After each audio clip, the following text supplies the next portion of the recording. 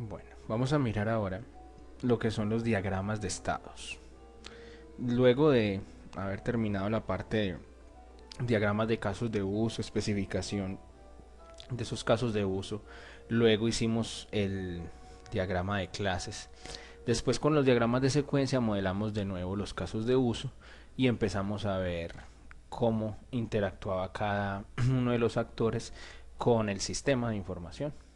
Y ahí lo especificamos mediante objetos. Ahí nos dimos cuenta que se necesitaban ciertas funciones que deben estar implementadas dentro de cada clase.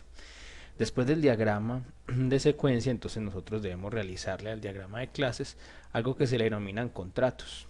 ¿Qué son los contratos? Simplemente es una especificación de la clase, cuál es el nombre, cuál es el propósito de esa clase, qué atributos tiene, y empezar a especificar uno a uno los métodos o las funciones que tiene ese diagrama de clases. Entonces, para cada clase se le daría entonces la especificación a cada uno de los métodos. A cada uno de esos métodos entonces se le indica cuál es el nombre de ese método, qué parámetros recibe, qué es lo que él va a entregar como resultado, qué precondiciones y poscondiciones genera, o sea, qué debe ocurrir para que se genere un objeto de esa clase, y qué hace él pues cuando ya ese objeto existe y empieza a hacer algo en el sistema, entonces cómo vuelve a dejar un resultado en el sistema de información. Ya cuando tenemos esos contratos elaborados, entonces ya sabemos muy bien todas estas clases qué funciones van a tener internamente. Entonces, a partir de eso, entonces ya podemos realizar lo que son los diagramas de estados. Entonces, ¿qué es lo que nos permite saber un diagrama de estados? Entonces, un diagrama de estados muestra el ciclo de vida de un objeto que pertenece a una clase. Entonces, ese diagrama de estado nos permite mirar por cuáles estados debe pasar un objeto desde el momento donde se crea hasta el momento donde se destruye, por cuáles son esos estados en los que él va a estar oscilando y que debe ocurrir. Entonces, aquí tenemos los componentes de lo que son los diagramas de estado. Entonces, los diagramas de estados tienen básicamente dos cosas: lo que es el estado y lo que es la transición. Entonces, ¿qué es un estado? Un estado es un conjunto de valores que toman los atributos de la clase. Todo esto debe ser identificable por medio de los valores de los atributos. Entonces, un estado es en un momento determinado los atributos de una clase, qué valores tienen. Entonces, tiene unos valores determinados cuando está en un estado determinado. ¿Y qué es una transición? Sucede cuando un sistema cambia de un estado a otro. Entonces, cuando cambia de un estado a otro se le denomina transición. Entonces, tenemos el estado y tenemos la transición que me lleva hasta generar otro estado. Entonces, un diagrama como tal de estados nos muestra el ciclo de vida de un objeto que pertenece a una clase determinada. Hay dos tipos de ciclo de vida que se pueden realizar.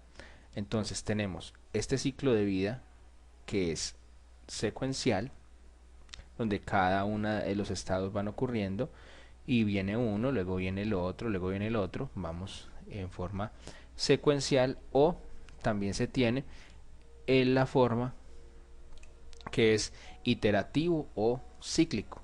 Esta forma iterativa o cíclica, como la vemos allí, parte de un estado, de un nuevo estado, pasa al estado 3, luego al estado 2 y luego nuevamente vuelve al mismo estado inicial.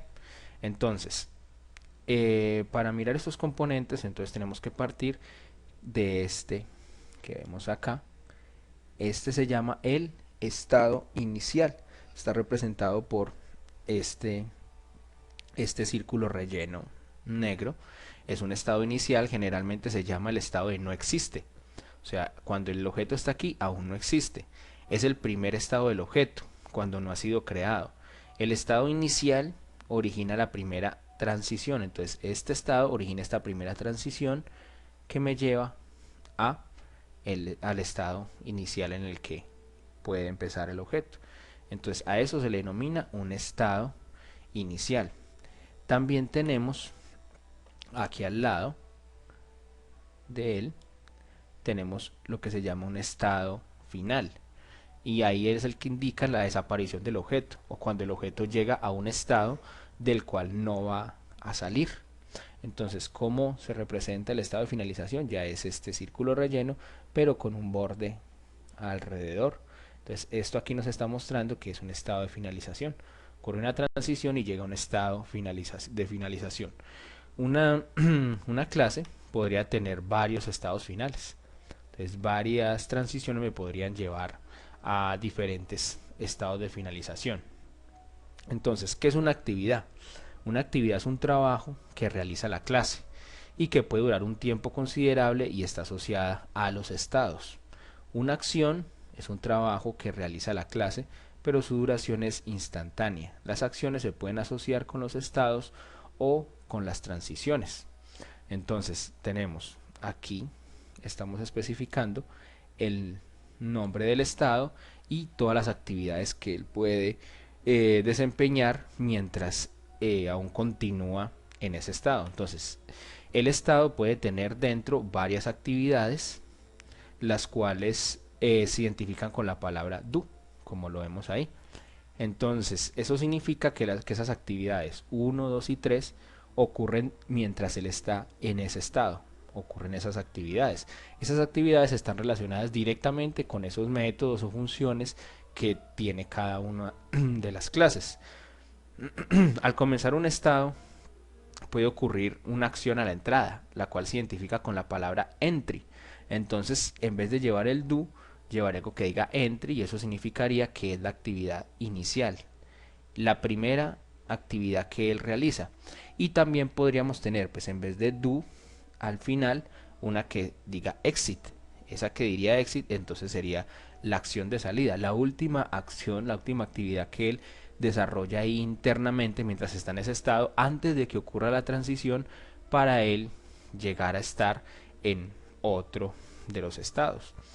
Entonces, una transición, recordemos entonces que aquí estamos modelando entonces un par de estados y la transición, que sería lo que nos demuestra esta flecha.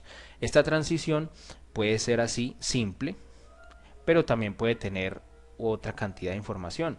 Una transición puede usar el nombre del evento que genera la transición. Entonces yo podría poner aquí el nombre del evento que la generó. También podría ser el nombre de ese evento y un listado de parámetros. Entonces podría decir el nombre del evento y entre paréntesis los parámetros que se llevarían, que tendría, digamos, ese evento. También podríamos tener condiciones que deban ocurrir para poder que se realice e incluso también podríamos tener unas acciones determinadas. Los estados también pueden tener subestados.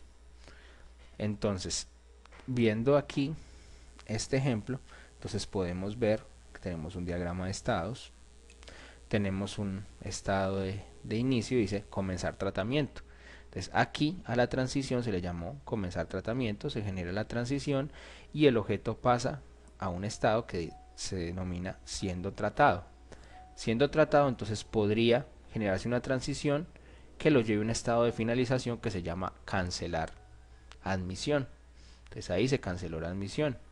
O puede ocurrir otra transición, otro evento que sería tratamiento terminado. Entonces, si se termina el tratamiento, entonces él pasa a estar en otro estado que se llama en recuperación. Ya estando en recuperación puede tener dos posibilidades, ir a cancelar la admisión o registrar la partida. Ambos serían estados de finalización.